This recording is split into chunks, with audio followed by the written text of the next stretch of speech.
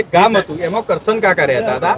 કરશન કાકા ખટારો લઈને ગાયો ભરીને ઘેર આયા એટલે ચોર આયા, છોકરો જાગી ગયો અને ઝાડ ઉપર ચડી ગયો. એટલે એના પપ્પા ટપોટપ જાગી ગયા એટલે ઠોકર વાગી ડોલની, પડ્યા ઢગલામાં એક ફેણ વાળો રાક્ષસ રહેતો હતો.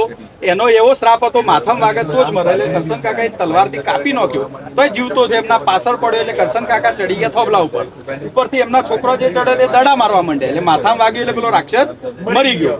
એટલે ગામમાં ખબર પડે એટલે એમને કરશન કાકાએ ફરકાઈ ધજા. ગામવાળાને ખબર પડી જાય કે પેલો રાક્ષસ મરી ગયો એટલે ખુશ થઈને નગારા વગાડવા માંડ્યા. પછી ચગાવવા બાજુના ગામમાં ખબર પડે એટલે ચગાયા પતંગ ચગાય એટલે બાજુના ગામવાળાએ ખુશ થઈને ફટાકડા ફોડ્યા. જેવા ફટાકડા ફૂટ્યા એટલે બકરીઓ બે કરવા માંડી, કૂતરો ભસવા માંડ્યો, મગર નાચવા માંડ્યા. બાજુમાં યતી બાબા તપ કરતા તે જાગી ગયા કે ભાઈ આ તો આનંદનો પ્રસંગ છે. રથ લઈને ગામમાં આવ્યા કે ભાઈ હવે લાડવા બનાવો. લાડવા બનાવે એટલે વરસાદ પડ્યો, ગામના લોકો શરણાઈ વગાડવા માંડ્યા. નાના છોકરા સટકોણ આકારની છત્રી લઈને ફરવા માંડ્યા, સસલો કૂદવા માંડ્યો, હરણ નાચવા માંડ્યા. ખેડૂતો હળ લઈને ખેતરમાં ગયા અને ક્ષત્રિયોએ યજ્ઞ કર્યો. વાહ મારો